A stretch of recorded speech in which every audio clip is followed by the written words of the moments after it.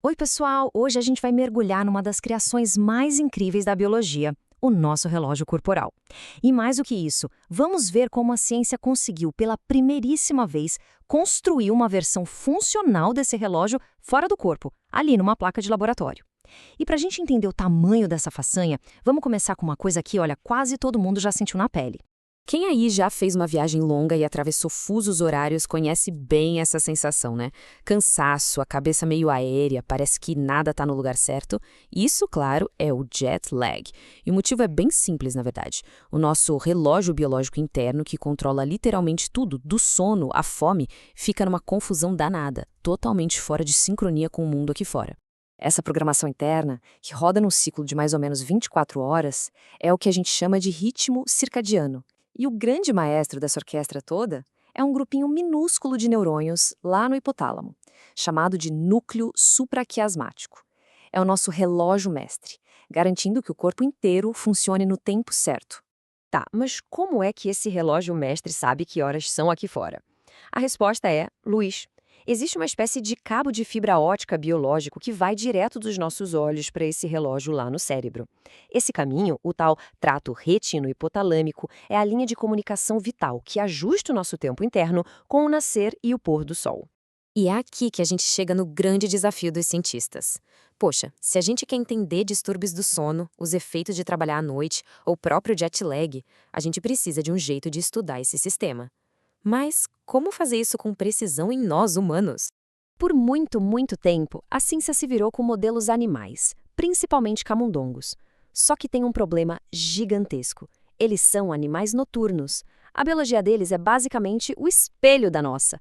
Então, tentar entender o relógio de um ser humano que vive de dia estudando um camundongo é como tentar ler um livro traduzido ao contrário. Simplesmente, a informação não bate. A gente precisava de algo muito melhor. E aí veio uma solução genial e super audaciosa da comunidade científica. Se não dá para estudar direito nos animais, e é impossível fazer isso em humanos vivos, por que não construir uma versão funcional do sistema inteiro em laboratório, partir do zero? E a tecnologia que permite essa mágica são os organoides. Pensem neles como avatares biológicos em miniatura. A partir de células tronco-humanas, os cientistas conseguem cultivar pequenas versões de órgãos que se organizam sozinhas e funcionam de um jeito muito parecido com os órgãos de verdade. E aqui está o plano de mestre. Primeiro passo: cultivar um organoide de retina, ou seja, um mini-olho para detectar a luz. Segundo passo: cultivar um organoide de hipotálamo, um mini-cérebro onde fica o relógio. E o passo final, o mais ambicioso de todos: juntar os dois e recriar aquele cabo biológico, o trato retino hipotalâmico. E aqui estão as peças do quebra-cabeça. Deem uma boa olhada.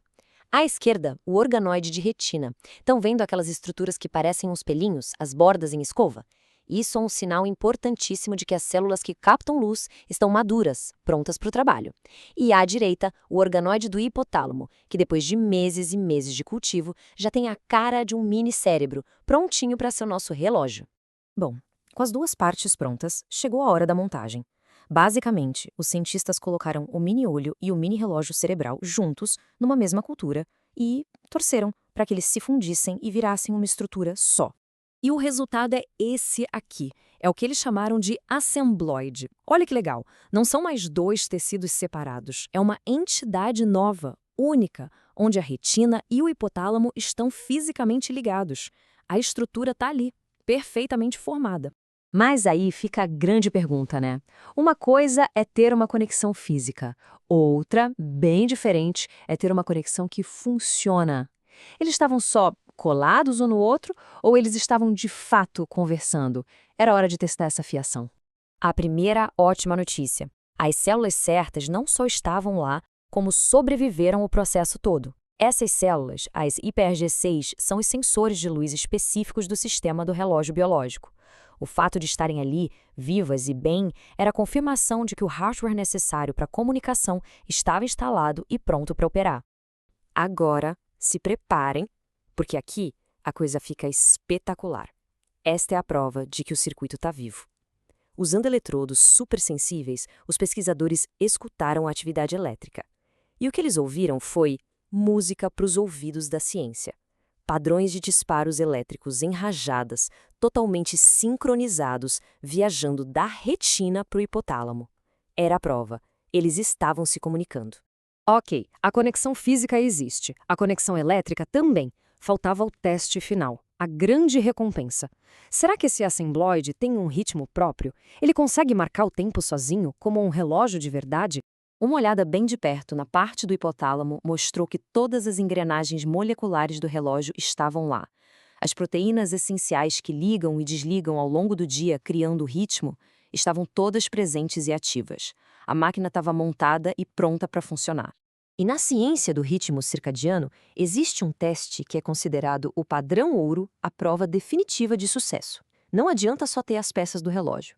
É preciso provar que o relógio está de fato fazendo tic-tac por conta própria, através de um ritmo na atividade dos genes. E aqui está a grande revelação. Ao monitorar um gene específico do relógio, os cientistas viram esse ritmo lindo, uma onda perfeita, estável, subindo e descendo num período de quase exatamente 24 horas. Era a prova final. Eles conseguiram. Construíram um relógio humano, autônomo e funcional dentro de uma placa de laboratório. Mas então, o que isso significa na prática? Criar esse modelo não é só uma conquista técnica impressionante.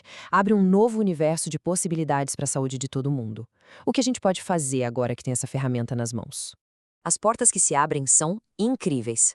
Agora é possível, por exemplo, simular um jet lag numa placa de Petri, testar como diferentes tipos de luz nos afetam, buscar novos remédios para insônia e outros problemas de sono.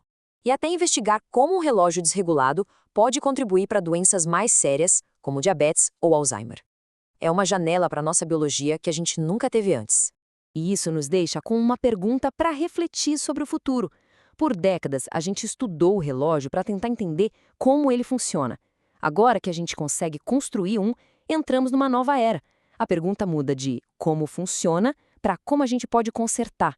O potencial disso para a medicina e para a saúde humana é simplesmente gigantesco.